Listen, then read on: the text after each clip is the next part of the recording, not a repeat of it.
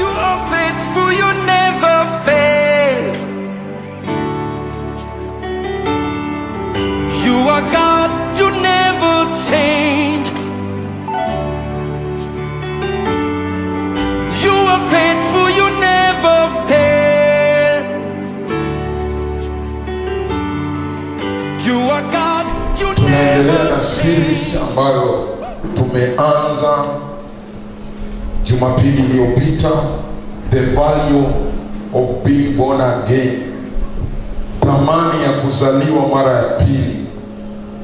Today we are going to see that we need the Holy Spirit.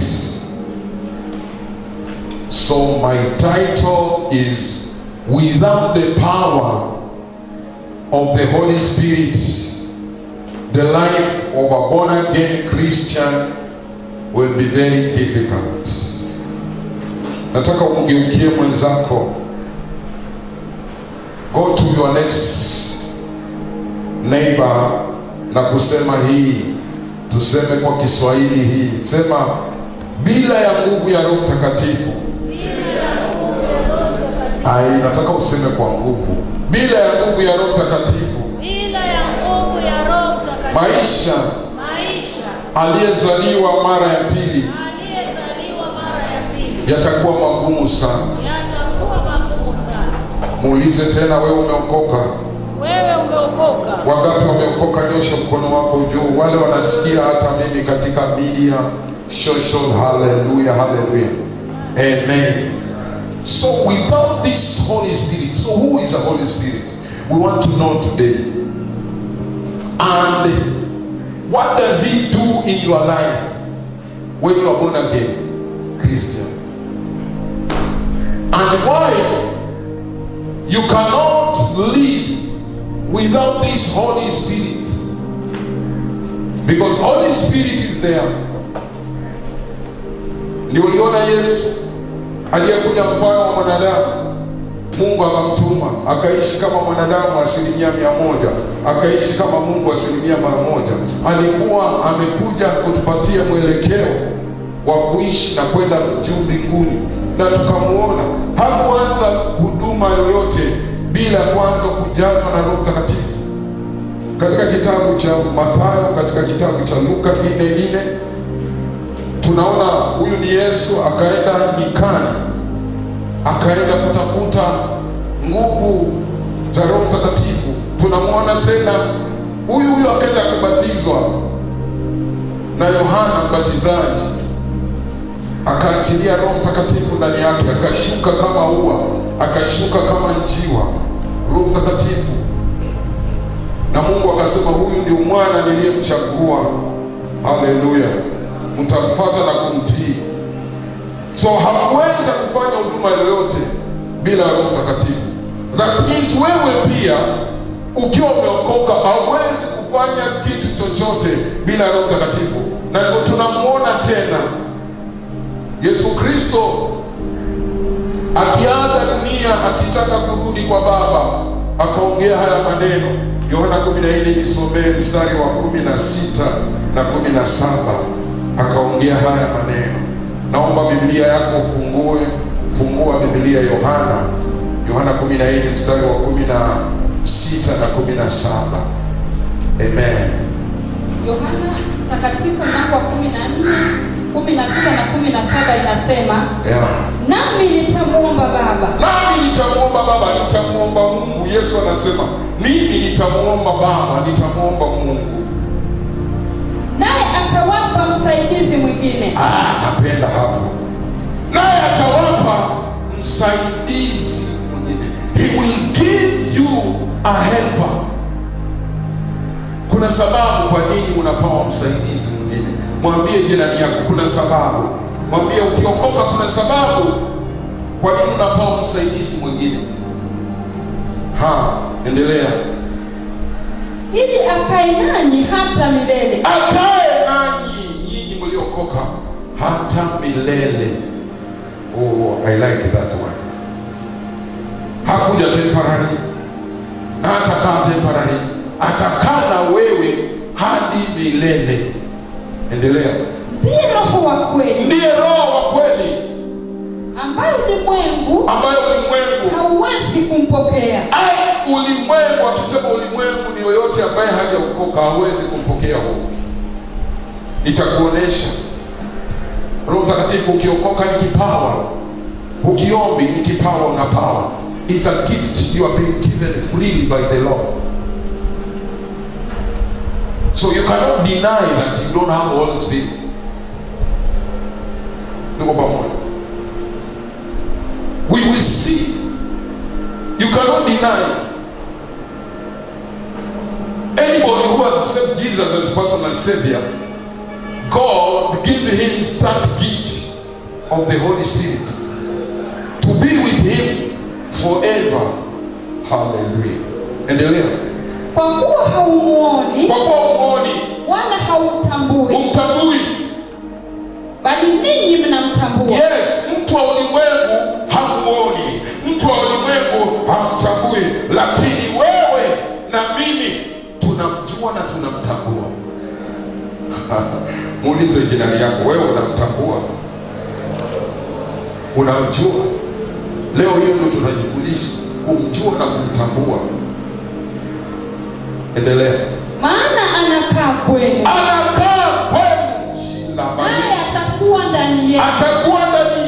Shandara mabuso to arikea kabaya ribama mabuso to rabaze.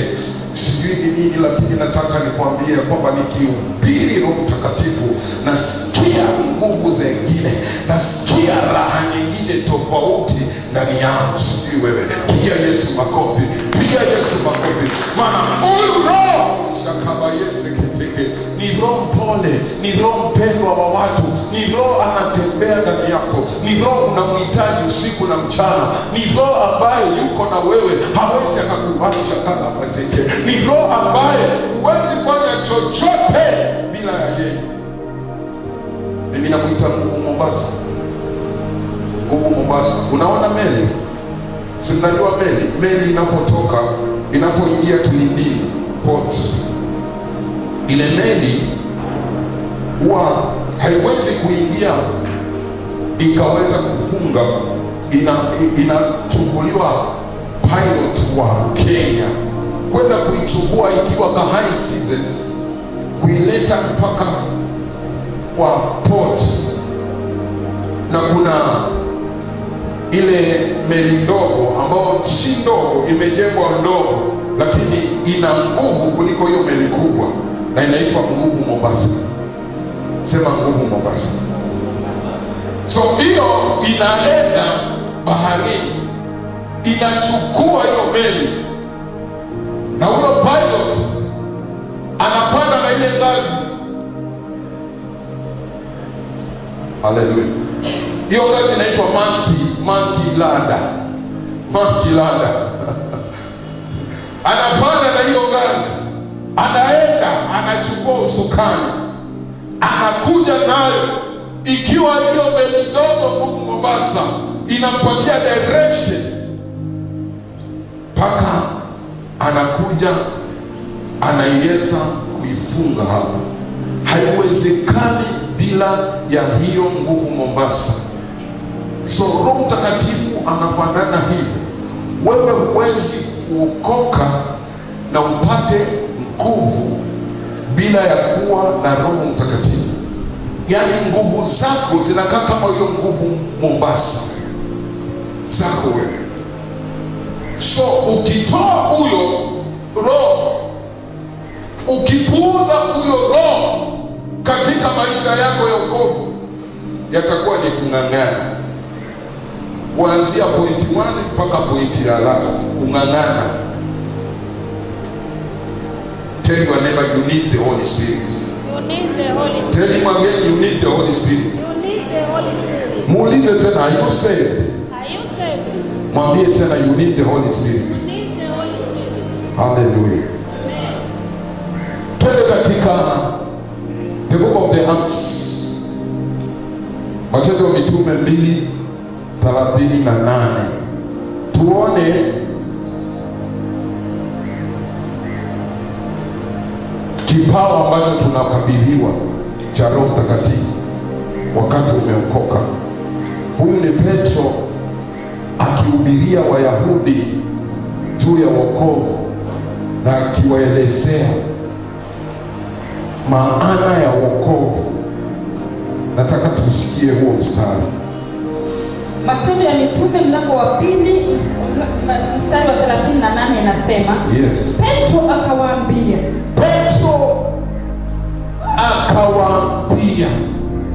tubuni mkabatizwe. Tubuni. Repent. Tubuni. Mkafanya nini? Mkabatizwe. Kanisa turudie. Mkafanya nini? Mkabatizwe. Alafu kila mmoja kwa jina lake Yesu Kristo. Kila mmoja kwa jina lake Yesu Kristo. Mpate ondoleo la dhambi. Mpate tena nini? Ondoleo la dhambi zenu. Ondoleo la dhambi zenu. Nanyi mtapokea kipawa cha Roho Mtakatifu. Hiyo ya mwisho sasa nataka underline. So that you can receive the gift of the Holy Spirit. That is the gift, kipawa. Hicho kipawa, mwambie mwenzako niko na hicho kipawa. Mwambie I have that gift of the Holy Spirit. Mwambie tena mara tatu. Mwambie, ngeukie mwambie I have that the gift of the Holy Spirit. It is in me. Okabadisha kitike. John the disciple of Jesus anasema in 1 John, hatutasoma. In 1 John chapter 4 verse 4b inasema the one who is in you is greater than the one who is in the world. The one, the Holy Spirit, yani Roho Mtakatifu ako ndani yako, ambaye ni mkuu kuliko dunia. Sasa nifananishe, unaweza fananisha na nani? Yuko ndani yako. Mwambie mwenzako yuko ndani yako. Nataka mafundisho haya kisha hiki kitu ikasinki ndani, because nimeangalia siku hizi ambazo tunamkuja Kristo, kanisa, nataka niseme kanisa, if you want revival, you have to recognize this Holy Spirit. You will miss this revival of the end time if you don't have the Holy Spirit. You need the Holy Spirit. Hallelujah. Kuna vitu ambavyo ni vigumu bila Roho Mtakatifu. Mpendwa, utasarenda. Hamjasikia vizuri. Utasarenda. Unahitaji. Nisomee tena John 16 verse 7.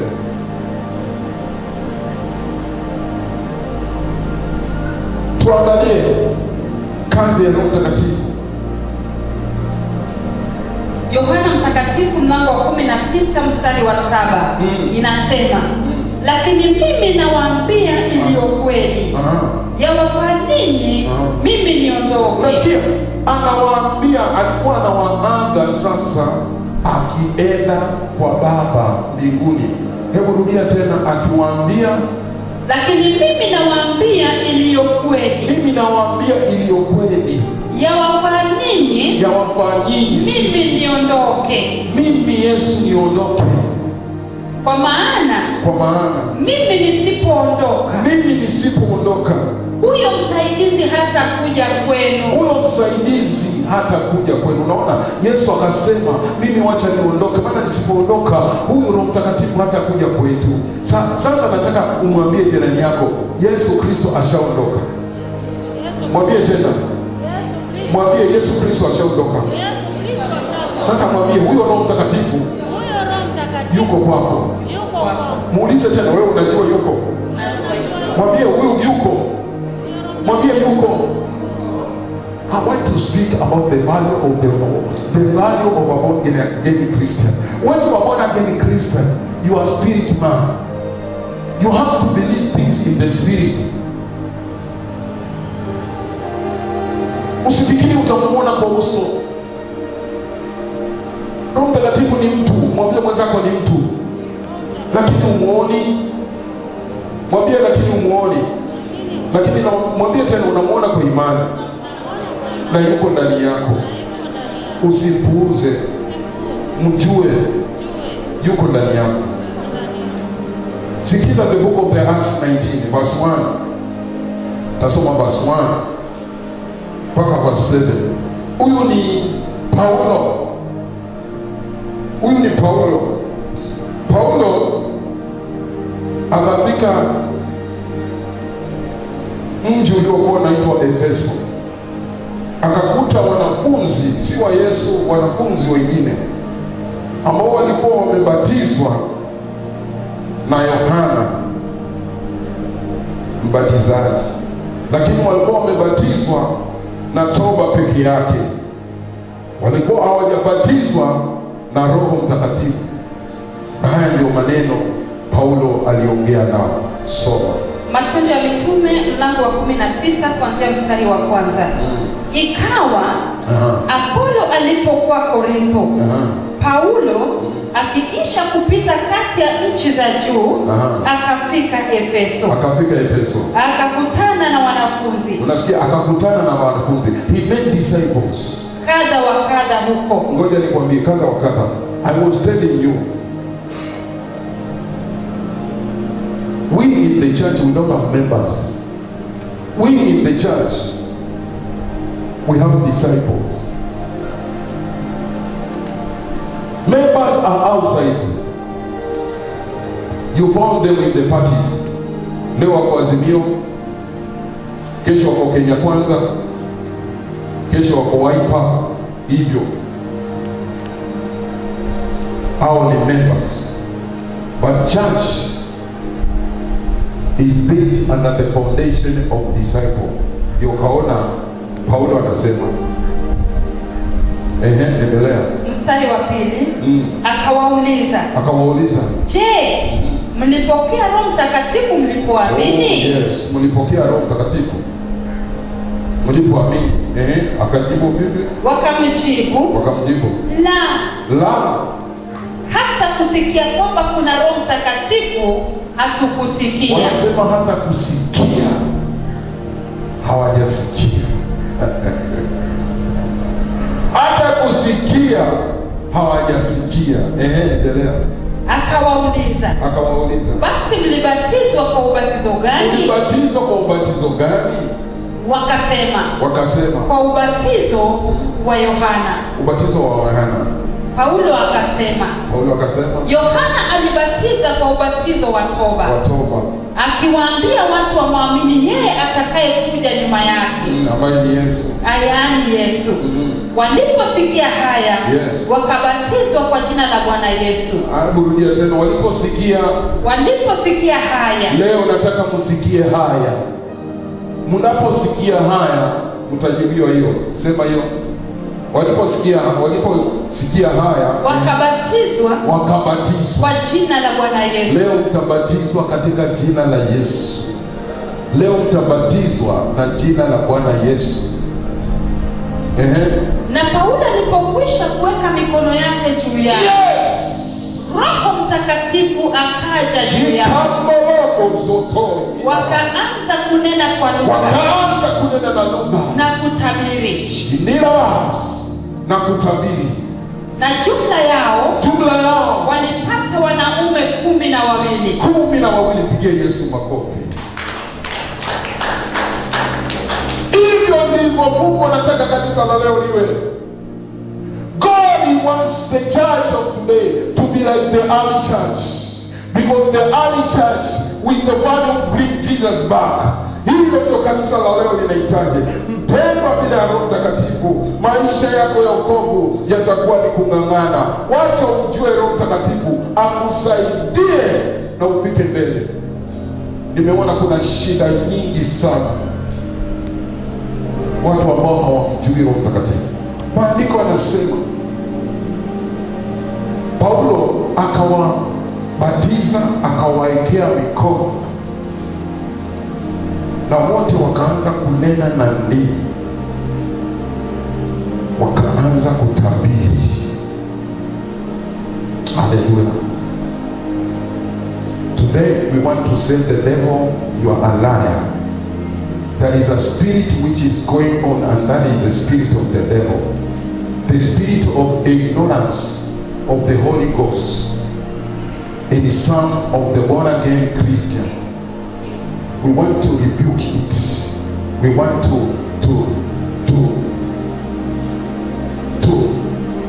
say there is no place on that in your members today. Lazima leo wamjue Roho Mtakatifu, na Roho Mtakatifu atembee ndani yao, Roho Mtakatifu asimame ndani yao. Haleluya.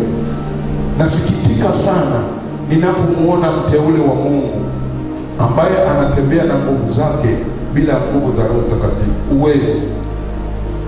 Uwezi.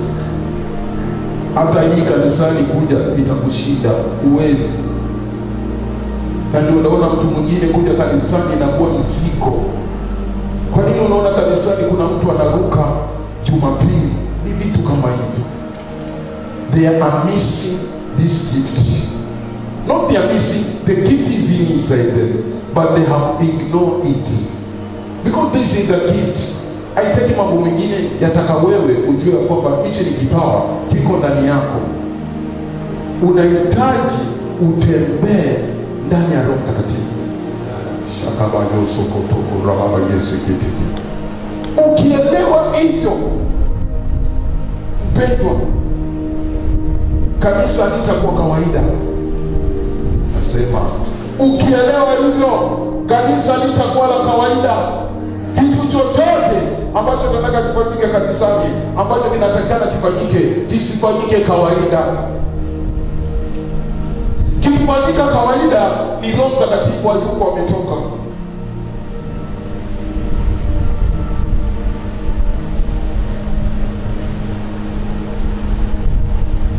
Amen.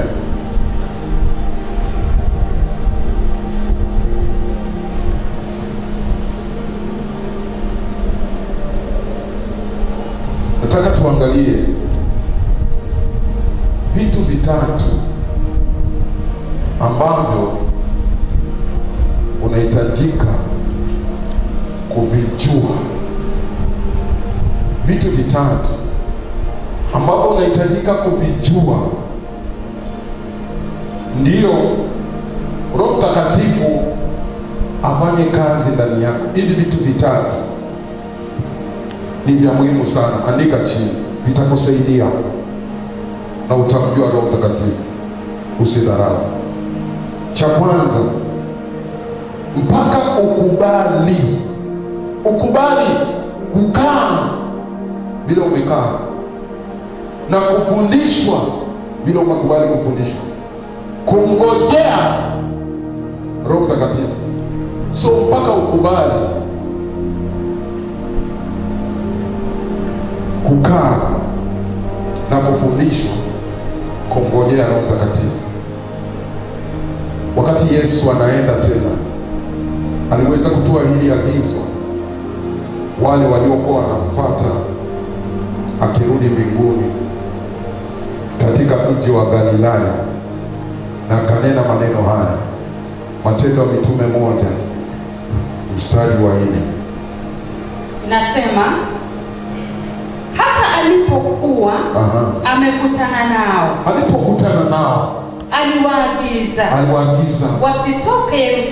wasitoke Yerusalemu, bali waingoje ahadi ya Baba, Mungu ya Baba, ambao mlisikia habari zake kwangu. Yes.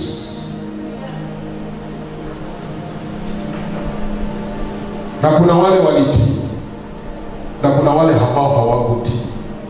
So hata leo kanisa, kitu Mungu anatafuta ndani yako kutii, ndio Roho Mtakatifu atembee ndani yako. Maana wale walitii, imagine, walikuwa millions, about 2 millions, na wale walitii peke yake walikuwa 120 peke yake. Wakapanda juu ya nyumba nyingine, wakaomba siku 10. Hapa msomee mstari wa 13 hapo. Inasema hata walipoingia wakapanda ghorofani. Walipokuwa wakikaa, Petro na Yohana na Yakobo na Andrea, Filipo na Tomaso, Bartholomayo na Mathayo, Yakobo wa Alfayo na Simoni Zelote na Yuda wa Yakobo. Hawa wote walikuwa wakidumu kwa moyo mmoja katika kusali pamoja nao wanawake na Mariamu mama yake Yesu na ndugu zake. Hata mamake Yesu, imagine, hata mamake Yesu alitii. Haya, mwambie mwenzako kutii ni bora kuliko dhabihu. Mwambie tena kutii ni bora kuliko dhabihu. Kutii ni bora. Kutii ni bora. Usiangalie mtu, usiangalie Mungu. Nilishangaa kuona hata mama Yesu, mamake, mtoto yuko pale anawaaga, anasema mimi narudi kwa baba. Mamangu, hata wewe unajua mimi narudi sasa, lakini msitoke hapa mpaka ahadi ya Bwana. Wakapaa wote kwa kile chumba kule juu, and when walipopaa, nothing else, wakaenda kuomba. Umefika 15? Habari 15 inasema siku zile akasimama Petro kati yao ya hao ndugu. Ndio. Jumla ya majina ilipata 120. Nasikia. Akasema mstari wa 16. Tosha. I just want to preach it. Waiting, it means pray. Nataka umwambie jirani yako, waiting, it means pray. Kanisa inahitaji kuomba. Huwezi kupewa vitu hivi vya Mungu bila ya kuomba. Kama wewe ni mvivu wa kuomba, huwezi pata hivi vitu. Na ukishapata usaidizi, kuomba ni rahisi, hautang'ang'ana. Unahitaji kuomba. So they were waiting God in prayers. The church, we need to pray. I say we need to pray. Tell your neighbor we need to pray. Tell your neighbor we need to pray. Mwambie hakuna kitu utapawa bure na Mungu, mpaka uombe. Na ndio alisema ombeni nanyi mtapawa, akasema tafuteni nanyi mtaona, akasema bisheni nanyi mtafunguliwa. We need to pray. Our oxygen in seeking God is prayers. If you don't pray, you are Christian born again, you will find the life is very hard. From the book of the Acts, from book number 1 up to book number 28, there were signs and wonders going on because of praying, because of the Holy Ghost. Walimtambua Roho Mtakatifu na wakaanza sasa kuomba. Maandiko yanasema wakiwa katika kile chumba, nisomee the book of the Acts chapter 2 verse 1 up to 4. Hata ilipotimia siku ya Pentekoste. Pentekoste itatimia. Siku ya Pentekoste, juzi nilikwambia, siku ya Pentekoste is 40 times 10. Sema 40 times 10. Sema tena 40 times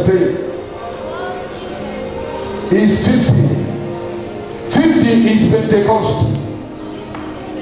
Siku 40 ni zile Yesu alifufuka. Siku 10 ni zile walipanda juu ya ile chumba kuomba. Roho Mtakatifu akalipuka ndani yao. Hebu soma. Hata ilipotimia siku ya Pentekoste. Ilipotimia siku ya Pentekoste. Walikuwako wote mahali pamoja. Kukaja ghafla. Toka mbinguni. Uvumi kama kama uvumi wa upepo wa nguvu ukienda kasi, ukaijaza nyumba yote waliokuwa wamekaa. Kukawatokea ndimi zilizogawanyikana kama ndimi za moto uliowakalia kila mmoja wao. Wote wakajazwa Roho Mtakatifu. Rudia tena hapo.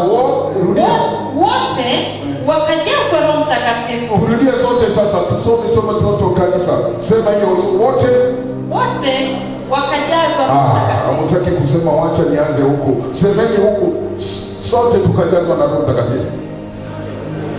Biblia inakuongea wewe leo. Sote tukajazwa na Roho Mtakatifu. Hebu hapa tuseme sote tukajazwa na Roho Mtakatifu. Hapa waseme sote tukajazwa na Roho Mtakatifu. Endelea, maliza. Wakaanza kusema kwa lugha nyingine. Kama Roho alivyowajalia kutamka. Mpendwa, nataka kukwambia kuna raha nyingine ya kuongea na ndimi. Kuna nguvu nyingine ya kuongea na ndimi. Wakati unaongea na ndimi, unakuwa ilaji ndani yako, unasikia uombe zaidi. Kuna kitu kinaendelea. It's a secret. Nataka ujue ni siri. Hakuna mtu atasikia maombi yako, lakini Mungu ndio anasikia, na unanena na Mungu mwenyewe direct. Ukimwambia jirani yako hasikii, lakini Mungu anasikia. Na kuna nguvu wakati unanena na ndimi, maana ndimi ndani ndio zinanena. Maana hapa ndani nataka ujue, hapa ndani kuna mito ya maji iliyo hai. Nasikia mito, si mito ya kawaida, maana ikatoa ya hai. Mito ya maji iko hapa. The rivers of a living water iko hapa ndani, ambao it is the Holy Ghost. Hizo ndio nguvu ambazo tunahitaji. Hizo ndio nguvu ambazo unahitaji kanisa. Lazima tuache Bwana, tutoe Bwana uchakabageseketeke. Lazima tutoe roho ya dini ndani itoke. Maana roho ya dini huwezi kuiona hii hakuna. Hii inapatikana kwa Pentekoste. Wangapi wa Pentekoste? Kama wewe ni Pentekoste sema amen. Wewe Pentekoste sema amen. Nilipokuwa dini nilikuwa nasinzia nikienda kanisani pale nyuma. Nilipokuwa na dini nilikuwa nakaa natoka naenda zangu. Nikisikia kwenda naenda bila ibada haijaisha. Dini ilikuwa sisikii kitu. Dini ilikuwa sisikii mwaliko ule, furaha ile. Lakini leo nina furaha nyingine, maana nina Roho Mtakatifu. Nataka nikwambie, mwanadamu anaweza kukuacha. Bibi yako anaweza kukuacha. Watoto wako ambao ni watoto uliowazaa wakakuacha. Bwanako ambaye anakupenda aweza kukuacha. Lakini kuna mtu mmoja ambaye hakuachi, naye ni Roho Mtakatifu ambaye yuko ndani yako. Haleluya. Ndio John 14:18 inasema, nisomee.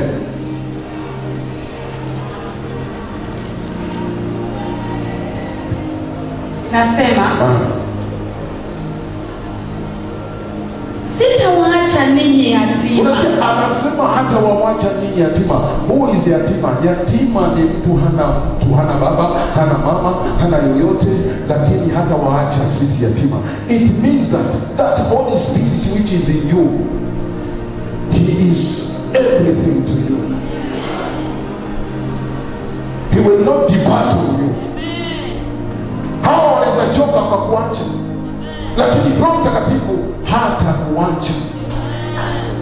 Our God is not a man who can say lie. Hawezi kudanganya. Amesema hii. Hebu maliza wote. Si naja kwenu. He's coming back. But He will not forsake you. He will not leave you. Mankind can leave you, but this Holy Ghost will not leave.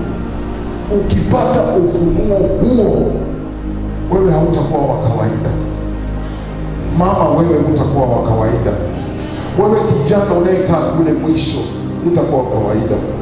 Wewe ambaye uko mahali hapa ni mzee, hautakuwa wa kawaida. Sema amen.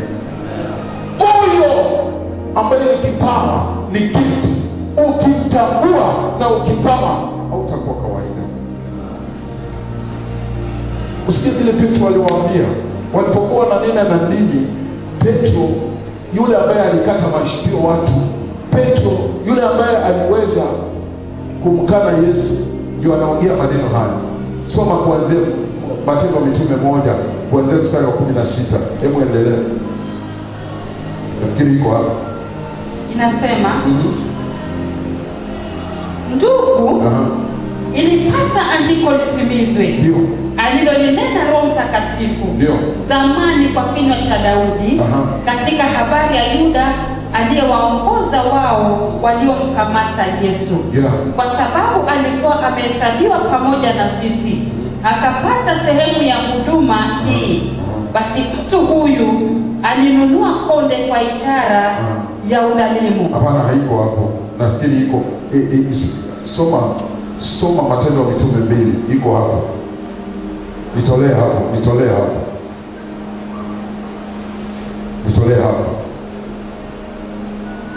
Mstari wa 14. Inasema, ndio, lakini Petro akasimama na wale 11 akapaza sauti yake akawaambia, kwa ujasiri wako nataka nikwambie, utatoka katika Roho Mtakatifu wakati utamtambua ndani yako. Wale walikuwa wanafikiria uongee, wale walikuwa wanafikiria wewe ni mjinga. Ujasiri utatoka kwako. Huyu ni Petro ambaye alikuwa anakata watu mashikio. Huyu ni Petro ambaye alimkana Yesu akajificha. Lakini sasa ndio huyo ametoka kule juu ya chumba kile akiwa na nguvu za Roho Mtakatifu, anawaambia Wayahudi. Endelea.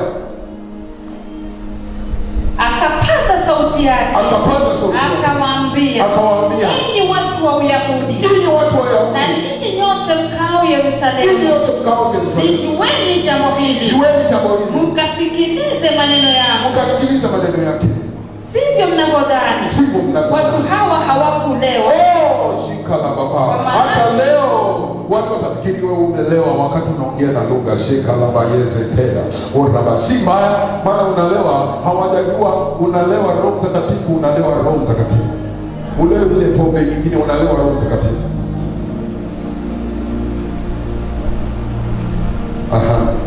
Kwa maana ni saa 3 ya mchana. Saa 3 ya mchana. Lakini jambo hili ni lile lililonenwa kwa kinywa cha nabii Yoeli, ya kuwa itakuwa siku za mwisho, asema Mungu. Sikia wa mstari wa 17. Itakuwa siku za mwisho. Ndio hizi siku za mwisho, ndio hizi pendwa. Asema Mungu. Anasema Mungu, nitamwagia watu wote roho yangu. Atamwagia, sheketegereka badosoko kwa kila mwili. Hakuna mtu atahepa, kila mwili. Na wana wenu na binti zenu watatabiri, na vijana wenu wataona maono, na wazee wenu wataota ndoto. Ndoto si hizi za mwili, ndoto za kiroho. Amesema hata watoto wetu, hata hao watoto wetu watanena ndimi.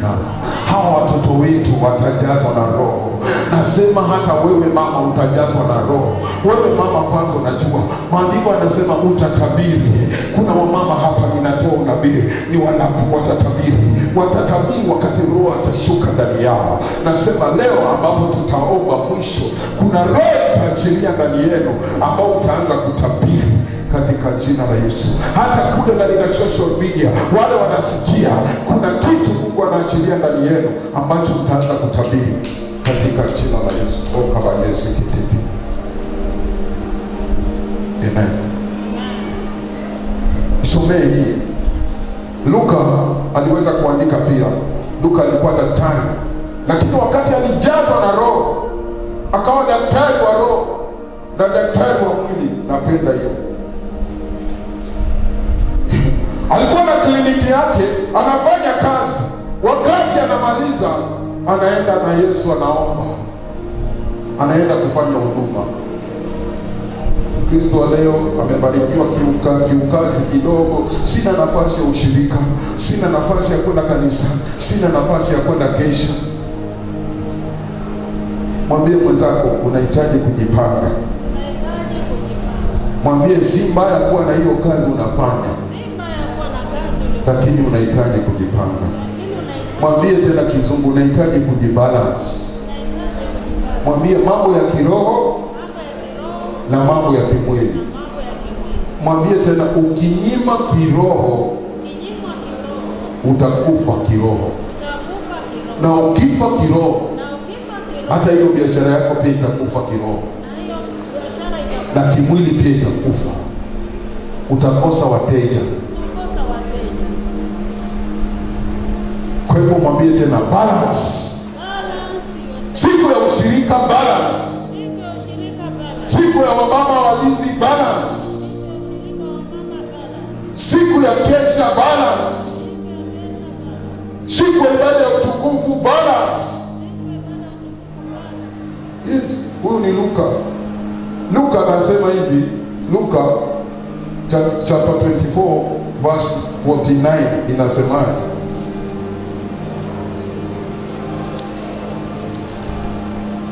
Inasema na tazama, na waletea juu yenu ahadi ya Baba yangu. Yes. Lakini kaeni humu mjini hata mvikwe uwezo utokao juu. Unasikia? Tukae. When he says sit, it's just not sitting down. It means for you and me, we serve God, we pray, we read the Bible, we study the Bible, we fast.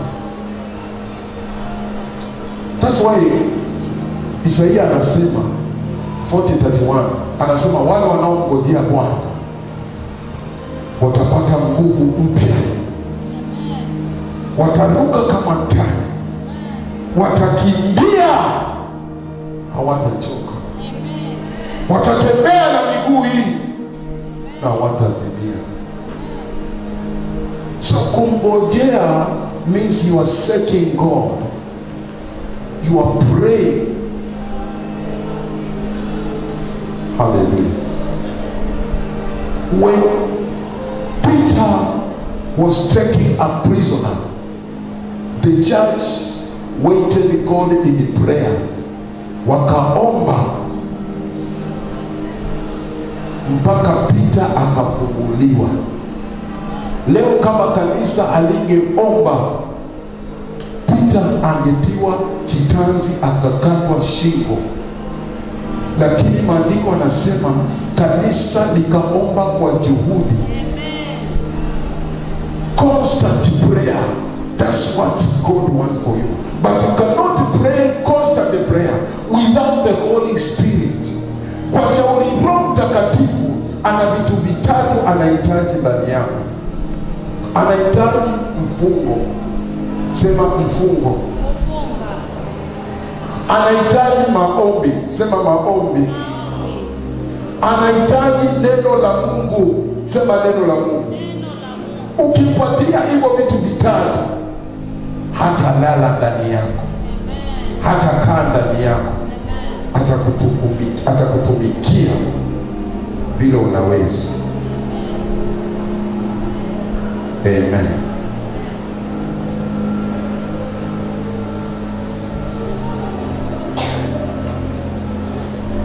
Jambo la pili, mpaka ujue na kumwelewa Roho Mtakatifu ndio uweze kuwa na ushirika na uhusiano na huyu Roho kila siku. Wacha nirudie tena kama unaandika, mpaka ujue na kumwelewa Roho Mtakatifu ndio uweze kuwa na ushirika na uhusiano naye kila siku. Nisomee Matendo ya Mitume 3 mstari wa kwanza mpaka wa 6. A very good example of Peter and John. Peter and John, were having a habit of going to prayer every day at 3 p.m. kila siku. Hebu nisome Matendo ya Mitume mlango wa 3 mstari wa kwanza inasema, basi Petro na Yohana walikuwa wakikwea pamoja kwenda hekaluni.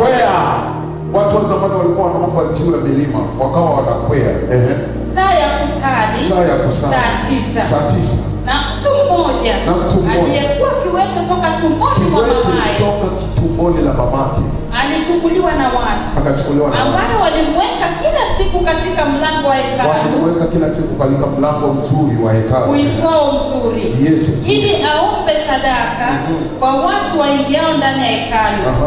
Mtu huyu akiwaona Petro na Yohana wakiingia hekaluni, aliomba apewe sadaka.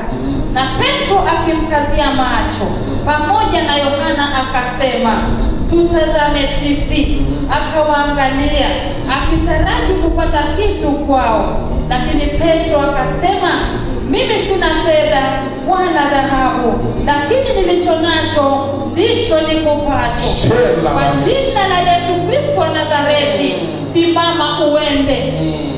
Pigia Yesu makofi.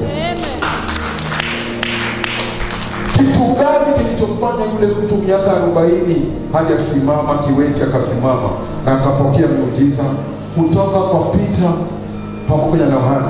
Walikuwa na uhusiano na Roho Mtakatifu, walikuwa na uelewa Roho Mtakatifu, na tabia yao kila saa 9 mchana walikuwa wanaenda kwa maombi.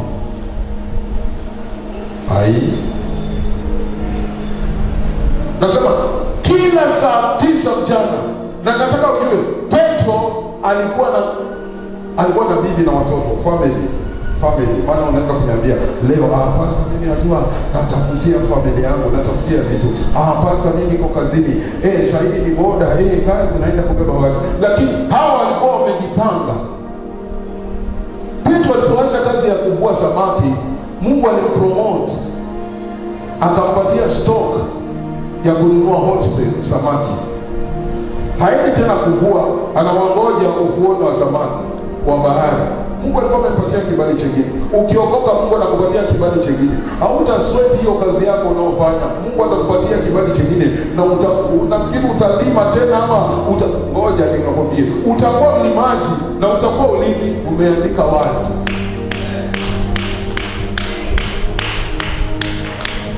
Baba mimi. Unaandika watu. Utakuwa mlishaji wa ng'ombe, lakini umeandika watu wanalisha, na wewe unasema mimi nina ng'ombe zangu. Sema hivi. Haleluya.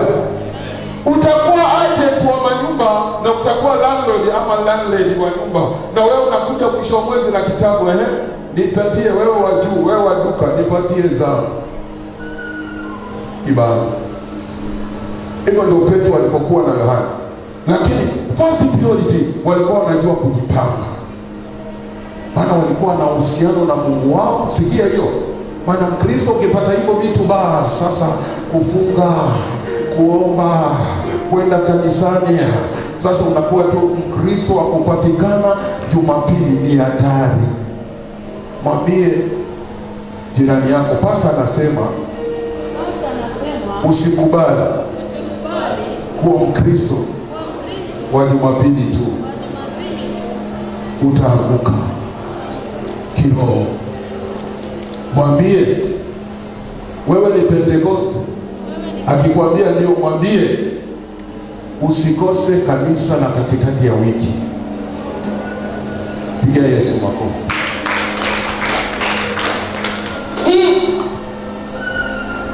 Petro na Yohana, hii ilikuwa si Jumapili, hii ilikuwa ni kawaida yao. Wakakutana na mtu ambaye anajua anataka huduma. Unajua mpaka uwe tayari. Mwambie kwanza mpaka uwe tayari kama wewe ni Mkristo uliokoka. Mwambie mpaka uwe tayari kwa huduma.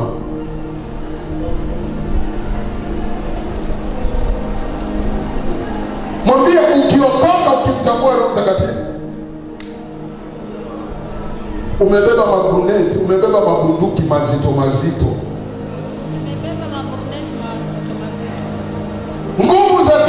anakuogopa. Ukiwa na ushirika wako na umetambua unakuwa na ushirika wako kila siku na Mungu wako, nakwambia wazi, maroho ya mapepo yote yatatoroka. Majini ya Mombasa yatakuwa yanakuogopa. Unaenda nyumba unaitisha na una pesa unataka kulipa mpaka deposit, na hiyo nyumba ina majini. Mama anakwambia pesa zako sichukui, nataka kweli, nina shida, lakini naona wewe si wa kawaida, naona wewe si wa kawaida. Wakristo nataka tufike pale, uogopewe. Si makosa uogopewe, kwa sababu kile kilicho ndani yako ni kikuu kuliko kile kilicho duniani. Najua Danieli anasemaje?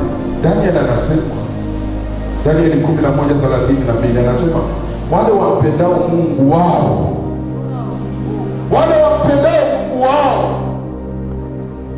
Inasema nini hapo mbele? Wale wampendao Mungu wao, wao wamjao Mungu wao watafanya makuu. Those who knew God, they will do great exploits in heaven. Lakini ni wale wamjuao Mungu wao. Wangapi wanamjua Mungu wao leo? Nyosha mkono wako juu, mwambie mwenzako, mimi si wa kawaida, mimi naenda mbali, mimi nina Mungu hai. Mungu wangu anatembea ndani yangu, hata niwacha. Piga Yesu makofi. Yes, niko hapo. Mfano mzuri wa Yesu nataka ujue, Yesu alikuwa na ushirika na Mungu Babake kila siku. Marko 1:35 hatutafungua, lakini aliamka asubuhi Yesu, na hiyo ndio tunafanya morning glory. Wewe ambaye unakosa morning glory, nataka nikwambie unakosa vitu. Wajua, nimekuja nikafahamu. Nataka nikwambie, wewe jitahidi, mwambie mwenzako jitahidi. Maana nimekuja nikafahamu hii unaulizwa ni faida yako, na Mungu haangalii wingi. Nataka ujue Mungu anaangalia kwanza. Nataka tuwapigie makofi wale wanatii na kuja morning glory. Pigia makofi. Wacha niwatie moyo. Mungu alinena na mimi hivi. Mungu akaniambia ya kwamba wale wanatii, wale wanakuja, Mungu angalii umbati wa watu. Mungu anakuangalia wewe unayekuja. Maana Mungu kitu anatafuta kwako umpendeze yeye. Haleluya. Nataka nikutie moyo, usifikirie kama Mungu anakuacha. Ni masauti ya negative yanaongea kwako tu. Haleluya. Na wewe ambaye unawacha kuja maombi na ulikuwa unakuja, nataka nikwambie, unapoteza. Kama umepigwa chapa ya wokovu, you are losing something which is very important to you. You need to arise. You need to come back to the basis of waking up in the morning glory. Nitawaombea leo wale wazito, si mapenzi, ni uzito. Yes, alikuwa na ushirika na Mungu ambaye alikuwa babake. Kama mtu alikuwa babake na alikuwa na ushirika naye kila siku. Wacha nikushangaze mwingine ni prime minister ambaye alikuwa prime minister, anaitwa Danieli. Katika serikali ya watu wasioabudu Mungu Babylon, na mkubwa wao anaabudu uchawi. Nebukadreza anaabudu uchawi, lakini kijana huyu alikuwa anaenda kwa maombi na kuwa na ushirika na Mungu wake mara 3. Maandiko anasema katika Danieli 6:10, asubuhi, saa 6, jioni. Tuseme pamoja, asubuhi, saa 6, jioni. Na tena akipanda katika nyumba yake, akifungua madirisha kuelekea Yerusalemu, akifungua madirisha, akipiga magoti chini, akiomba kwa Mungu wake mara 3, asubuhi, saa 6, jioni. Asubuhi, saa 6, jioni. Asubuhi, saa 6, jioni. Na akatoboa. Ile ilikuwa ni nguvu, na wakati huo bado Roho Mtakatifu alikuwa haijakuja, lakini ile ilikuwa ni nguvu ya shadow of the Holy Spirit ambayo ilikuwa inamjenga ndani. Leo wewe una bahati, wewe ni mtu wa New Testament, Roho Mtakatifu yuko kwako ndani, na unashindwa kuamka saa 9, saa 10.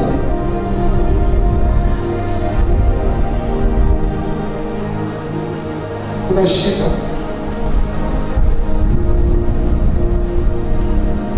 Na Roho Mtakatifu unamhitaji. Pasipo huyo unaona vile unang'ang'ana. Sitaki ung'ang'ane leo. Mwambie mwenzako sitaki ung'ang'ane leo. Kesho asubuhi amka kwa maombi ya morning glory. Mwambie anza ushirika wako na uhusiano wako na Mungu wako kila siku. Mwambie usikose. Unajua nimekuja kufahamu, ukikosa ushirika na uhusiano na Mungu wako wiki nzima toka Jumapili, ukija leo umejeruhiwa. Umejeruhiwa.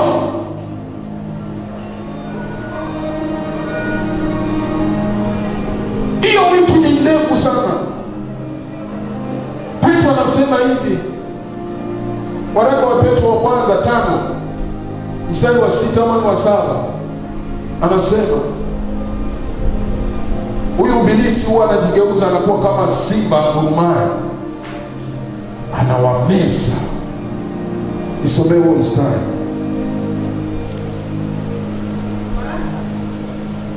Waraka wa kwanza wa Petro mlango wa 5 mstari wa 8 inasema, sikiza mpendwa, muwe na kiasi, tuwe na kiasi na kukesha. Sasa akisema kiasi, inasemekana wewe na mimi, we need to balance. We have got our own job, we have got our own business, but we need to balance that business. Tuwe na kiasi. Kanisa tukai hapa kutoka leo, tutakaa hapa mpaka Jumapili ijayo, ama tutakaa hapa kutoka mpaka Jumapili ijayo. Mama Kimani, tutakaa hapa mpaka Jumapili ijayo. Tutakaa hapa mpaka Jumapili ijayo. Tuwe na kiasi na kukesha. Yes, tunakuwa na kiasi. Nashukuru Mungu. Tuko na kesha kwa mwezi mara moja. Hiyo si kiasi. Kanisa, tusikizane, tuseme amen. Sio ni kiasi. Huyu jamaa leo lazima aende. Roho Mtakatifu akae mbele, yeye akae nyuma na akae chini kabisa. Endelea. Kwa kuwa mshtaki wenu ibilisi, ndio kama simba angurumaye, huzunguka zunguka akitafuta mtu ammeze. Nasikia anazunguka zunguka akitafuta mtu ammeze. Nilikuwa nakuja kusema ile kukosa ibada ya katikati ya wiki. Wiki ni ndefu, utamezwa. Ukija Jumapili umemezwa, umejeruhiwa, una furaha, neno aliingia. Unajua Roho Mtakatifu anaacha kitu kimoja ndani yako, hakupi furaha, anakupa joy. Sasa joy sijui kwa Kiswahili ni nini. No, happy, the difference between happy and joy. in English. Happy. Happy ni kule kusikia tu raha ya kucheka tu hapo umefurahishwa na kitu. Sasa ndio hiyo Roho Mtakatifu hakupi hiyo. Lakini joy ni furaha ambao uko nao siku zote, hata wakati ukiwa na shida wewe uko. Amen. Hiyo ndio nataka. Hiyo ndio unapawa na Roho Mtakatifu. Hiyo ndio unapawa. Maana hiyo furaha iko ile, leo unakuwa up na kesho unakuwa down. Una msisimuko tu. Huo msisimuko unaenda unakuwa ni kama ule mfano ambao Yesu alikuwa anatoa mbegu. Mbegu ile ambayo inapandwa, anakuwa anatoa mbegu, anasema mfano gani ule wa mbegu ambayo inapandwa alafu ile mbegu ina nini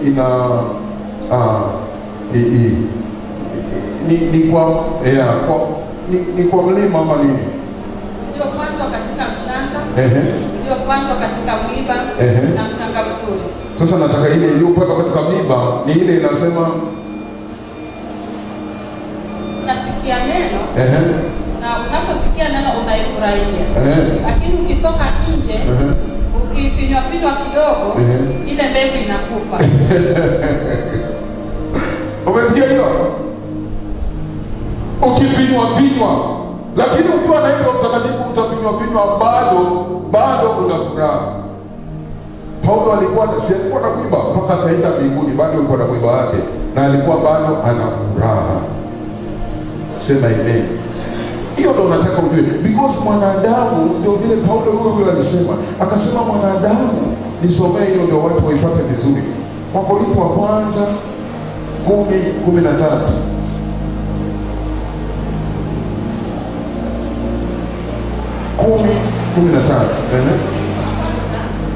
Mlango wa 10 mstari wa 13 inasema jaribu halikuwapata ninyi, isipokuwa lililo kawaida ya wanadamu. Unasikia? Ni kawaida. Kwa hivyo nataka ujue ni kawaida. Kuna vitu vinakuja in season na zingine vinatoka, kinakuja temporary na zingine kikija ni test kinakupa ili kikuenue uende in another level. Sasa kikija Mkristo kama una hizo ambazo ni Roho Mtakatifu, maana Roho Mtakatifu ni kama uwe na gari ambao iko na shock absorber ndani yake. Shock absorber, gari ikiwa na shock absorber ikipita kwa shimo inadunda hivi na bado unaona inaenda. Haleluya. Hizo spring za ndani yako wewe kupitia katika changamoto, kupitia katika majaribio ni Roho Mtakatifu. Hizo ukiwa ndani yako utasimama na utaanguka. Utakuwa mtu wa up na saa ingine tunakuona down. Utakuwa saa ingine up ama down. Utakuwa siku zote up mpaka Yesu arudi.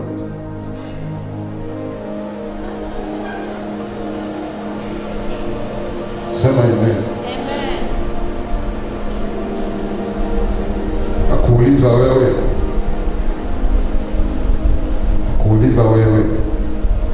David, ukiwa mchungaji alafu uwe down, praise and worship wale walikuwa hapa waimbe, wanangoja mchungaji kuanzia saa 4 mpaka saa 6 hajakuja, itakuwaje? Na mtumishi yuko down.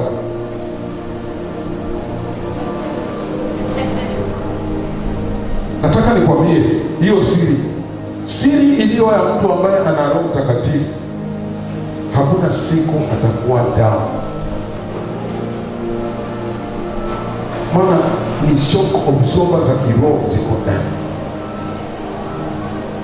Utafanya huduma na utakuwa complain mtu, utakasirika, utakwazika, utajitenga, utatoroka, maana Roho Mtakatifu yuko ndani yako.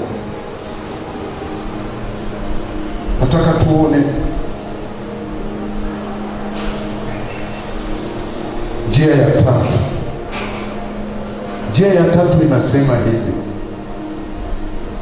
madhara matano ya Roho Mtakatifu kama unampuuza na umezaliwa mara ya pili.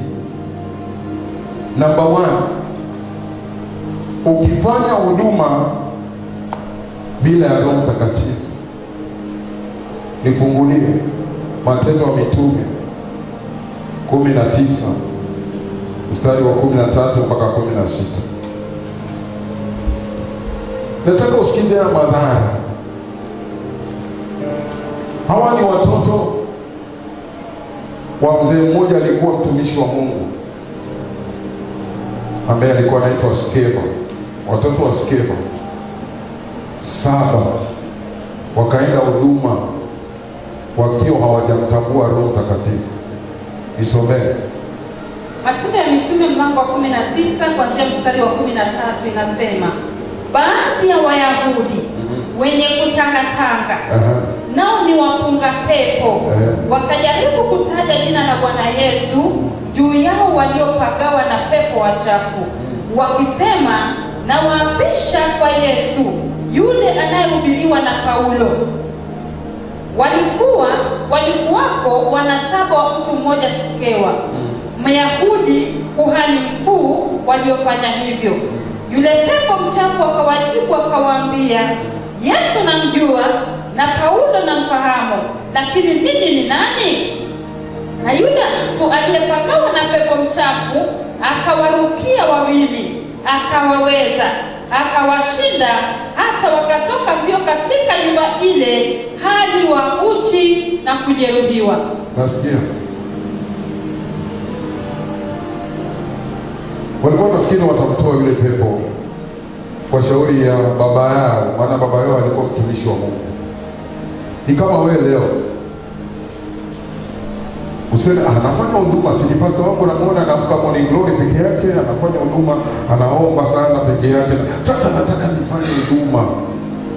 Unaenda unaanza kutoa pepo. Pepo linakuuliza, pastor wako tunamjua ni Pastor Mwasi, tunamjua Yesu, lakini wewe ni nani? Ndio vile walijibiwa, wakaambiwa na pepo. Pepo anaongea, pepo anasema, namfahamu pastor wewe, namjua Yesu, lakini nini nani? Kabla hawajamaliza nini nani, walijikuta hawana nguo. Maana pepo linatembea katika spirit, na wewe mpaka uwe na spirit ya Mungu ndani yako ili upambane na hilo pepo. Kwa hivyo nikiamka asubuhi, na wewe unatakana uamke. Huyu ni Petro anasema hivi, analiambia kanisa katika Wakorintho wa kwanza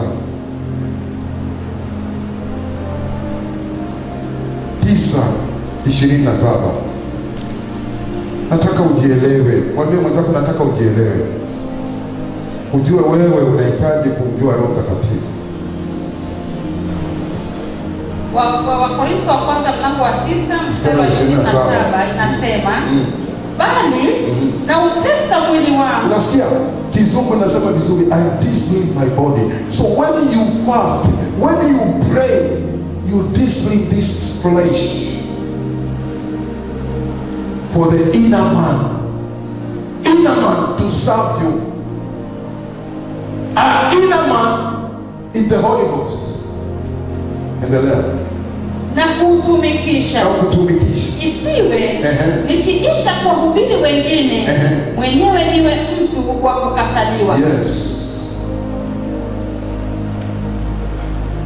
Kwa hivyo kwa huduma hakuna mkubwa, hakuna bosi. Sote ni kuomba tuombe, sote ni kuimba tuimbe, sote ni kukata manyasi tukate, sote ni kubeba vyombo tubebe, sote ni kubeba viti tubebe, sote ni kwenda ushirika twende.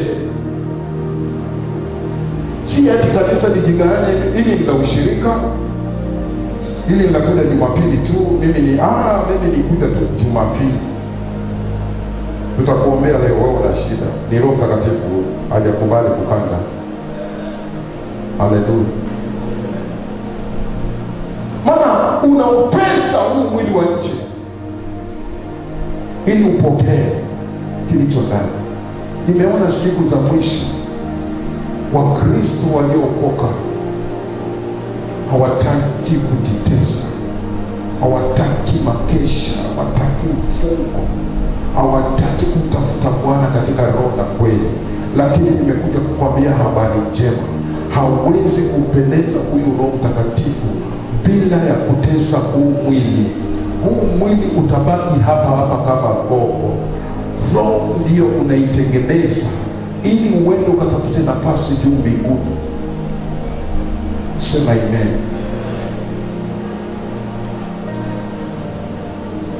So madhara ya kwanza ndio hiyo.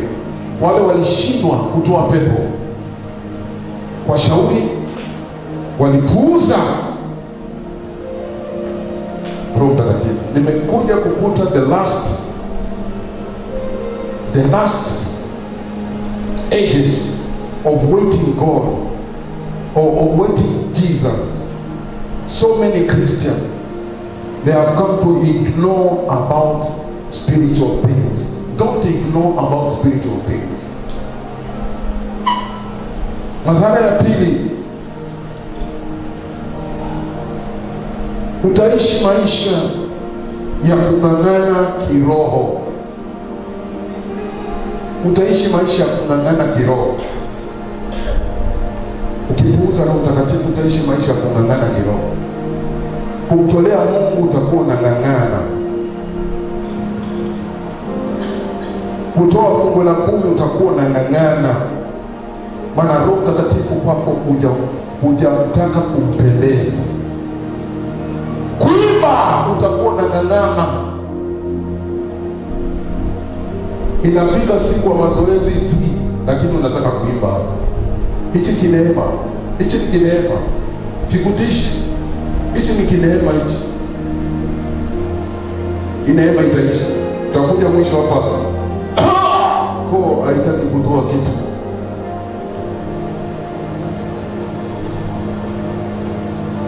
Why?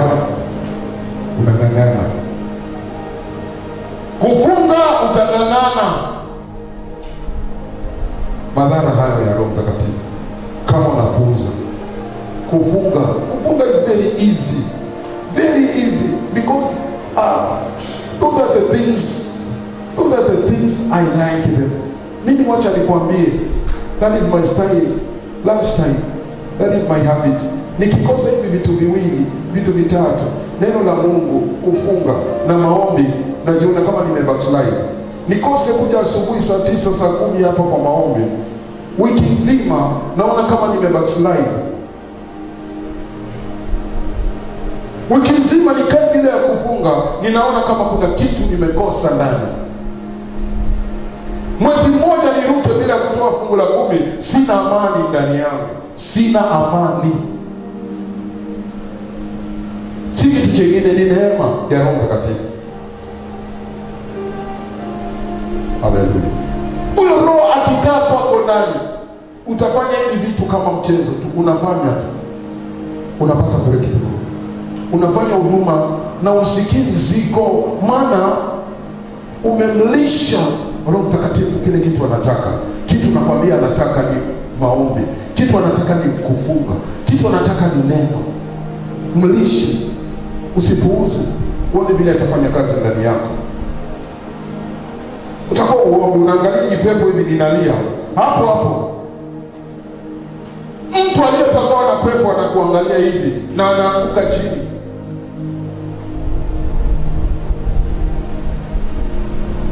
Wacha nikwambie kitu kingine kizuri. Mambo yako ambayo unafanya biashara, utakuwa unafanya biashara ukienjoy. Na utakuwa na magnet, una attract watu wanashikwa, wanaacha duka lingine wanakuja kwako, wanaacha hoteli nyingine wanakuja kwako, wanaacha saluni nyingine nzuri, wanaona hiyo ndio nzuri, wanakuja kwako. Unauza kitu kidogo tu, maziwa, kila mtu anasema maziwa ya huyu ni matamu, wanakuja kwako. Unafuga kuku, wengine wanafuga makuku, wanasema kuku zile za mama huyu nazipenda, ni tamu. Unakaa pale unauza unapata samaki wale ambao umekaanga, kila mtu anaacha samaki wengine, anasema mama nifungie, mwingine anapaka mstari nifungie. Yule mama mwingine anayekuona anasema huyu amekuwa na kamti, huyu ameenda kwa mchawi. Si mchawi, mchawi wako ni Yesu, maana umejazwa na Roho Mtakatifu. Unafanya biashara ukiwa na furaha, unasonga mtu huku una meditate ndani na baada ya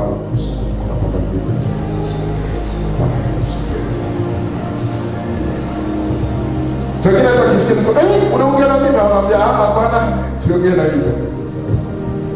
Shika na wewe kana kutoka na baba yake kikasa. Shika kakakuka huko sikitika. Unamwambia nenda pale kaangalia kile kioo pale, jitengeze ya kalama huko. Na huko kuna maombi ya siku 3. Na umeoka, umejichana nywele zako, umepaka mafuta vizuri, maombi ya siku 3 na uko fresh.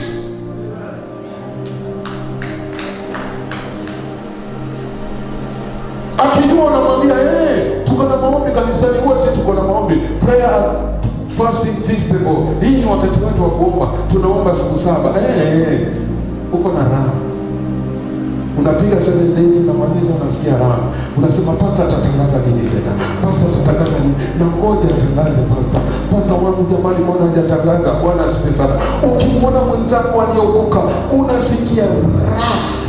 Utaki kutoka, unataka uhusiano uendelee, mnaongea mambo ya Mungu, amuongee mambo ya Mungu. Nakwambia kitabu cha Luka 7 kinasema Danieli 10 kinasema ushirika unaendelea, unasikia tamu.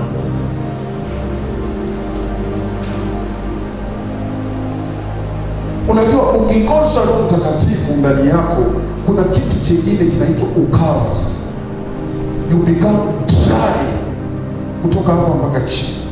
Ukiwa na Roho Mtakatifu, kuna mafuta unapakwa, spirit oil unapakwa. Sisemi ile physical, unakuwa anointed na spirit oil ya spirit oil. Unasikia tu uende kwa ushirika kwa mama, unasikia kama ni mama, unasikia uende kwa ushirika, unaenda, una wasiwasi. Siku wa mama walinzi, saa 4 kamili umefika. Unaona mlango umefunguliwa, unasema sina shida. Unaimba nyimbo zako, unafanya huduma, unashapisha madhabahu, unapanga vitu, una wasiwasi, haukompleni kwa mtu, hujafura, hujafanya nini.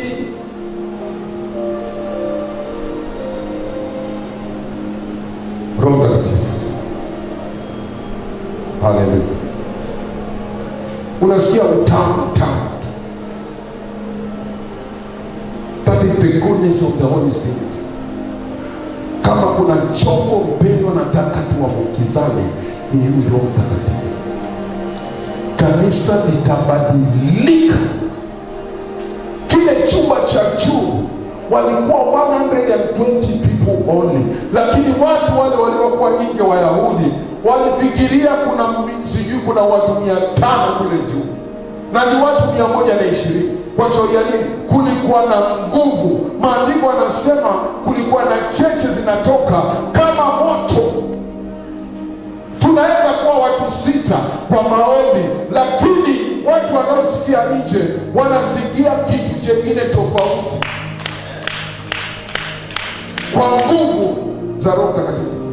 Ukiwa na Roho Mtakatifu, wacha nikwambie, ukimwelewa Roho Mtakatifu, hata usingizi ukiwa nao ulali. Nishajaribu mimi mara nyingi sana. Mimi na usingizi na usikia sana, nasema sasa naenda kulala, naingia kitandani na lala, lakini Roho anaanza kuugua ndani yangu, ananiongelesha, naruka kama mtu mwingine hajajulikana kwa kitanda, natoka kwa kitanda, nasema kama yezi kama yokoso koto koria baba, naongea 1 hour na nimejaa kuchoka, nimejaa usingizi unapotea. Jaribu hiyo katika ile kesha tutakuwa nao mwezi huu. Njoo uangalie. Si umechoka na uko na usingizi, njoo kesha na mwambie karibu Roho Mtakatifu. nitumie Roho Mtakatifu, hautalala. Hautalala. Nasema hautalala. So the problem is ignorance of the Christian.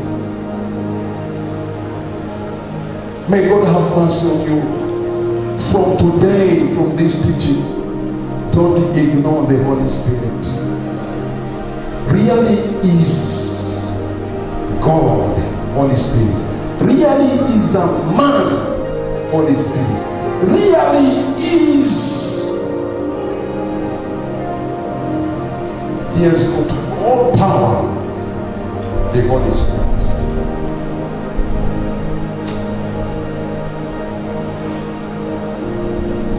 Sikia hii ya tatu, madhara yake. Utaishi maisha ya kushindwa kiroho. Kila kitu chako kinashindwa. Unaanzisha biashara, unashindwa. Unafanya hii, unashindwa. Unaangalia ni kitu gani. Nataka nikwambie siri ya leo, usijisumbue. Hujampatia haki yake Roho Mtakatifu. Because Roho Mtakatifu akiwa ndani yako, roho msamaha inakuwa juu. Utasamehe bila ya kutaka. Umekosa sasa hivi, umekosana na yule na unawacha kabisa. Lakini imagine kwa Kristo wa leo wanapuuza Roho Mtakatifu. Wanabeba hilo kosa linakaa la mtu miezi na miezi. Halafu unaenda mbele za Mungu, nataka kuomba Mungu akubariki. Hawezi. Mungu hawezi. Hawezi. Tell me, ni maana gani Yusufu alifanya nini? Alikosoa namna gani? Tell me, wa baba zetu Danieli. Lakini angalia, that is the power of the Holy Ghost in him.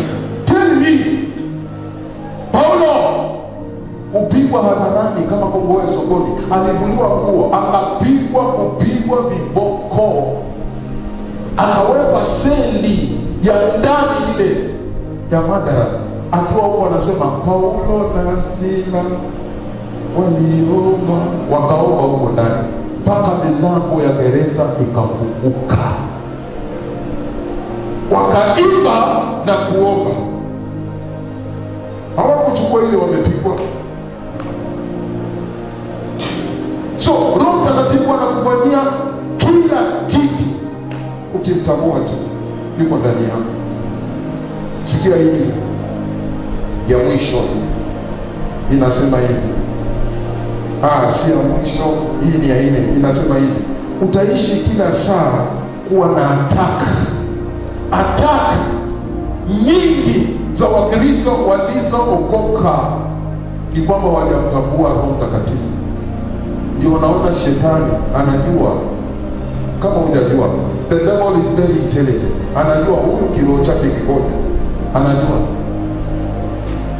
Anajua stani kiroho chake kikoje. Anajua ataenda atie magonjwa. Akitia magonjwa ndani, kwisha. Na hiyo ndio silaha anayochukua shetani. So utakuwa a routine Christian. Leo tutakuona wiki mbili nzima, wiki moja mgonjwa, wiki ya pili tena mzima, wiki ya tatu mgonjwa, wiki ya nne tena mzima, wiki ya tano tena mgonjwa. Ugonjwa unakujaje? Ni kwa shauri ya huyo roho. Kumbuka huyo roho. Na nimesema ni pale, labda ni miaka 10-20 kama miaka yako ni mingi, na utaachilia dhambi ya mjomba, babu, mama na nini, hiyo ambao umekaa bado unaibeba, na unasema hii sisamehe katika wote. Hiyo ndio inakufunga hiyo leo iwache. Isome Isaya 59 verse 2.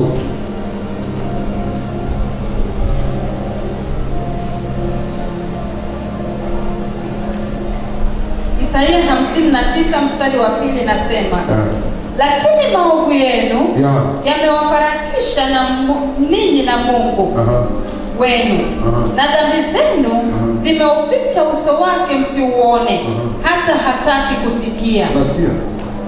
Asikii. Kwa shauri ya nini? You hate each other. You are saved, but you hate each other. You don't like this one, you don't like this one. You like this one, or you like this one. Na hujafahamu hakuna mzima hapo, sote tunajaa udhaifu. Maana sote sisi ni product. Nilikuwa namwambia ndugu mwingine, sote sisi ni product ya dhambi. Maana tumetoka katika tumbo la mama yetu. Mpendwa, mwachilie yule ambaye umemshika, ukapate maombi yako kujibiwa. Unajua uovu na dhambi haufanani. Uovu ni tabia ya mambo mabaya, ndio uovu. Hujasikia mtu akisema mtu mimi namchukia, ana tabia nyingine, vitabia vingine mimi sivipendi. Ndio sasa, ndio hivyo sasa. Hilo tabia. Umeokoka lakini tabia kukasirika huyu. Tabia ya kuwasakaza wa watu, tabia ya kuongea tu mpaka asikie. Akisikia raha yako unajisifu, unajipiga kifua. Nimesema. Sema ndio. Roho Mtakatifu ukimpata anamaliza hiyo. Hakuna hataka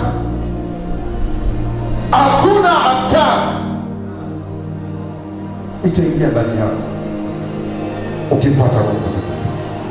Maana Yesu aliachilia hii na akatupa sisi sote. Mathayo 10:1. Someni Mathayo 10:1.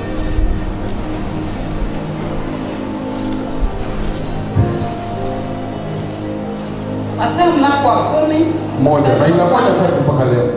Mstari wa kwanza inasema, akawaita wanafunzi wake 12. Ndio. Akawapa amri juu ya pepo wachafu. Sisi leo ndio tumepewa, na sisi ndio wale disciple 12. Wawatoe. Na kupoza magonjwa yote na udhaifu wa kila aina. Yes. Zamani tulipokuwa tunafanya huduma hospitali, tulikuwa na ndugu mwingine akawa muoga, akasema mimi nikienda hospitali nikiombea mtu, naona kama hii magonjwa nikimaliza kuombea magonjwa yatakuja kwangu. Nikamwambia hayawaji kwako. Bwana uoga. Wewe umepewa mamlaka. Haya magonjwa hayatakuja kwako. Sema amen. Ushaona mtu mnaambia mnaenda huduma gani? Kunaenda kwa mtu mwingine wana kifafa pale. Mimi siendi. Mtu mwingine ni wazimu pale. Mimi siendi. Unaona kama kile kifafa na ule wazimu utaingia kwako au ingii. Au ushapita mahali ukaona vitisho vya waganga na ukaonyeshwa kanyumba kingine cha makuti pale kimewekwa iko mabendera mekundu meupe vyungu na nini, alafu unasema napita na uoga itaingia. Haitaingia kwako. Hata mwingine ukienda kulala sasa nitaota Dodoma auoti. Haleluya. Utaenda ufanye huduma na urudi nyumbani ukule vizuri na ulale sawa kabisa. Na Mungu akuzunguke na malaika zake, uzunguke na damu ya Yesu na ulale usingizi mtamu sana. Na uamke kesho courageous na uende katika huduma zingine. Sema amen. Sema amen. Ya mwisho madhara inasema hivi: tutaishi maisha ya kutenda dhambi bila kuhukumika. Unaona? Ukimuignore Roho Mtakatifu unaishi maisha ya kutenda dhambi na hukumiki. Unakwaza mwingine na hukumiki, maana Roho Mtakatifu hayuko ndani. Maana Paulo anasema katika Waefeso 4:30 anasema hivi: ukitenda dhambi utakuwa umemhuzunisha Roho Mtakatifu wa Mungu ndani yako. Hebu soma Waefeso mlango wa 4 mstari wa 30 nasema, wala msimhuzunishe yule Roho Mtakatifu wa Mungu, ambaye kwa yeye mlitiwa muhuri hata siku ya ukombozi. Yes. So huyu Roho kuna kitu apendi. When you grieve the Holy Spirit, he will depart from you. The Holy Spirit does not like sin. Hataki mabaya. Ukifanya mabaya anatoka na huwa unamhuzunishi. Mungu akusaidie usimhuzunishi. Uko mwezi mmoja hujafunga unamhuzunisha Roho Mtakatifu. Anataka uimbe vizuri na wewe unaimba unajua kabisa kila umba mafeki hapa. Maana sijafunga, sijaomba, unamhuzunisha Roho Mtakatifu. Because haflow ndani yako. Vile anataka wewe haflow ndani yako.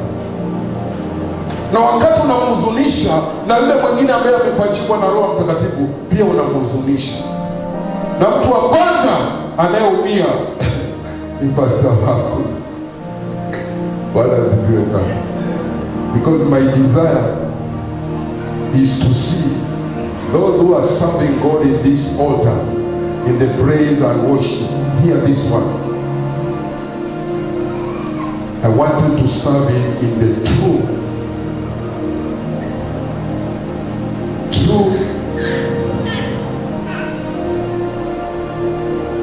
worshiper. True worshiper. You have to be serious. When you are doing answer, you want to be serious in the Holy Spirit.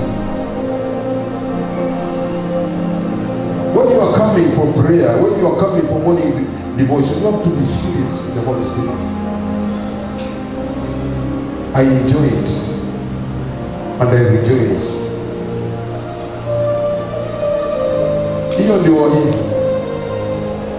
Unaweza kufikiria mtu anakuchukia, si kuchukia. Maana anaona unafanya kitu, wewe umekuwa lakini unafanya kitu kitoto, anaona sasa huyu sasa ni nini? Because ndani yako nataka nikwambie,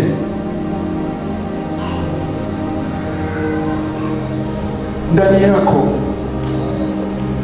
Mungu anatafuta mwili ukue wa kiroho ndani yako, na uwezi kuwa bila Roho Mtakatifu.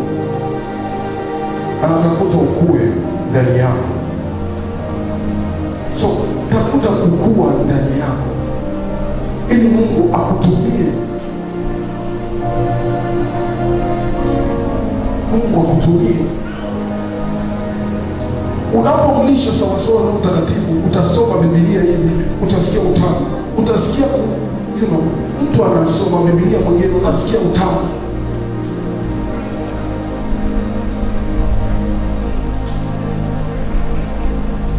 Wakati unashare katika WhatsApp group, wakati unatumiwa kitu cha ku-encourage, hapo ndio nilikuwa ninajua huyu mtu amefika level gani.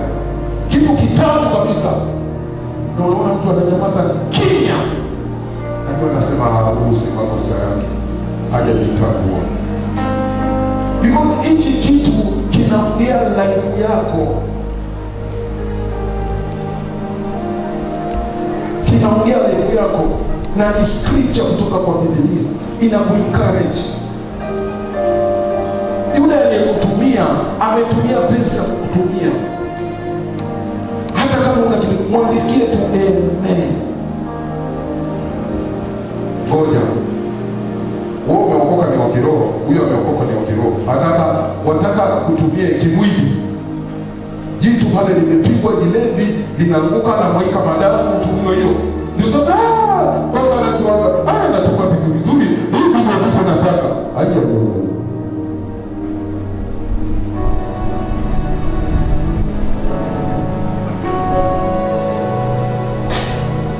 Ukiokoka mpeleze Mungu nje, naye atakupamba ndani. Mpeleze na mambo mazuri. pesa, mtolee.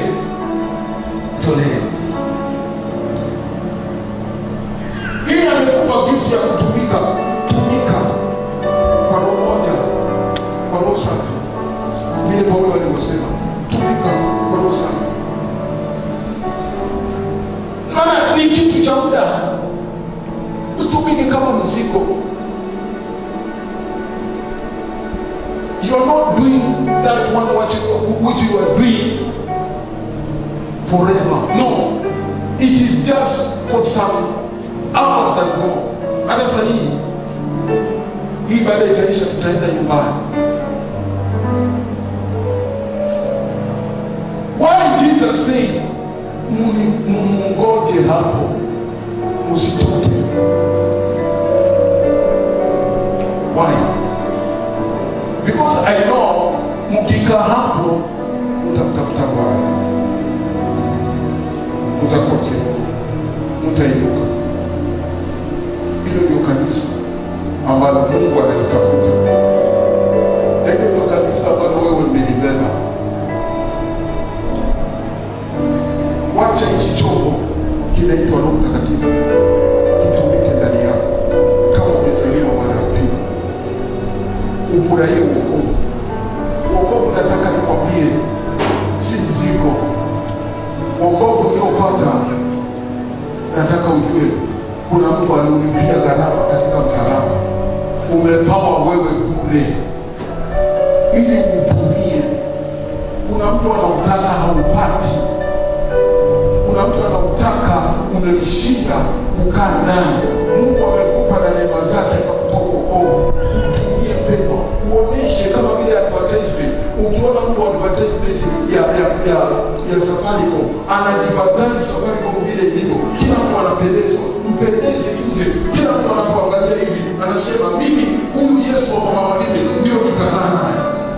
Na mhitaji kama huyu Yesu wa mama Madini, na mhitaji huyu Yesu kama watenda. Usimebe tu Yesu wa kanisani na unawacha. Kuna kijana ambaye anataka yeye aokoke awe kama wewe, ameshindwa. Usijidharau wala usijione wewe duni. Wewe ni mshindi. You are victorious.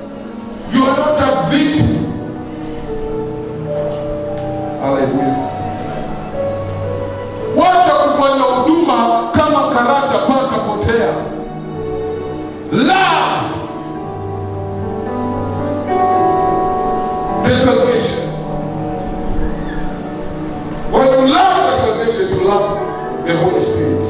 Because Holy Spirit hana doa na shida yoyote. Utaambukiza familia yako, utaambukiza majirani. Wanashindwa, huyu hatujamuona hata siku moja akirudi nyuma. Ni kitu gani amebeba ndani yake? Kumbe hawajui Yesu. Wacha nimalize na hii. Ukiokoka umebeba vitu viwili. Umebeba Yesu. Hii ni mapacha. Umebeba Yesu na Roho Mtakatifu. Wacha kuwatenganisha hawa wawili. Wacha wawe mapacha ndani yako.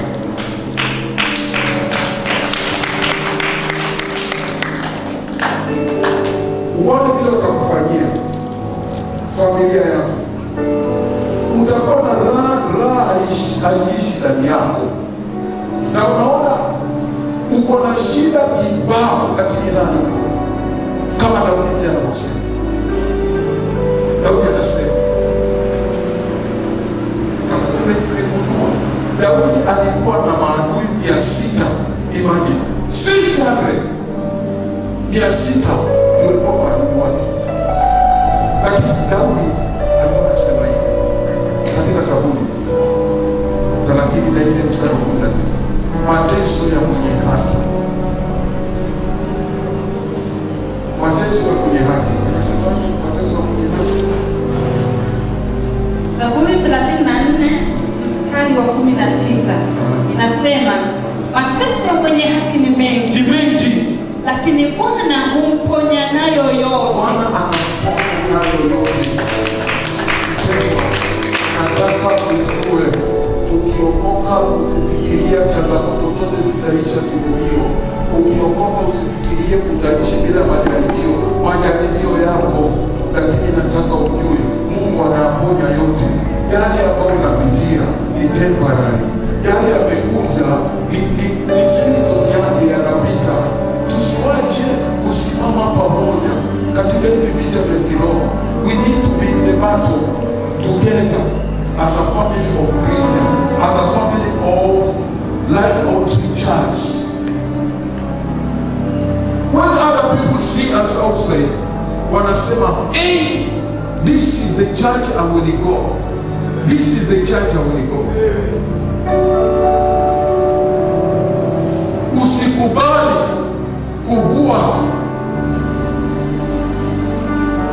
uchi wa kanisa leo kwa watu wengine wa nje. Na yeye mwenyewe unayemwambia hakwambii yake, maana hata yeye ana yake. Anayekwambia hata yeye ana yake. Wanakimani, si ni kweli? Hata yeye si ana yake. Yeye anakwambia yeye ana yake. Na yangu huko anakwambia yeye ni ngoja. Ni geni. Hajatokea kwa wengine. Na mbona yako anafikiria kama ni Bwana sasa shetani. Lying devil. Furahia kanisa lako la Life Outreach Church. Tumika, jipende kwa kanisa lako Life Outreach Church. Nataka sote tuseme Life Outreach Church is my church. I belong to this church. I love this church. Nobody will make me to depart this church. This is my church. Pigia Yesu makofi. Namaliza na kuombea watu toba ya Roho Mtakatifu. Maana nataka wewe pale mahali ulipo popote ukampokee Kristo awe mwokozi wa maisha yako. Na unapopokea usisahau Roho Mtakatifu.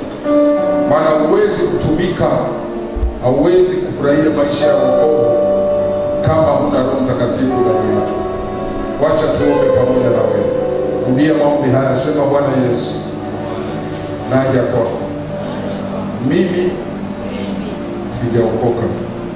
Nina dhambi. Nisamehe. Andika jina langu katika vitabu vya uzima. Futa jina langu katika vitabu vile vya giza. Kuanzia leo mimi nimeokoka, naenda mbinguni. Amen. Nataka wewe niliyokuombea, tafuta kanisa litakalo kufundisha neno la Mungu. Hizi ni siku za mwisho. Naweza pata kanisa linahubiri, lakini alifundishe neno la Mungu. Nataka nikwambie, ukitaka kukua, jengwa katika msingi wa Mungu. Mungu awabariki. Tutaendelea na series hii.